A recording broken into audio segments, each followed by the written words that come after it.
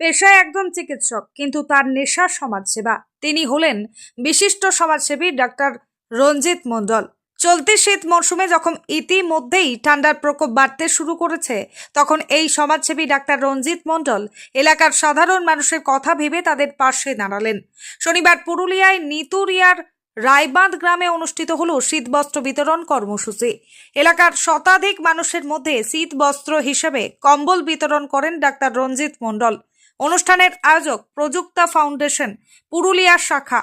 এদিন এই বিশেষ অনুষ্ঠানে ডাক্তার রঞ্জিত মণ্ডল ছাড়াও উপস্থিত ছিলেন বিশিষ্ট সমাজসেবী অমিত কুমার বাউরি, স্থানীয় গ্রাম পঞ্চায়েত প্রধান উমা রানী মাহাতো, প্রযুক্তা ফাউন্ডেশনের পুরুলিয়া শাখা কর্তৃপক্ষ সহ সমাজের অন্যান্য বিশিষ্টজনেরা।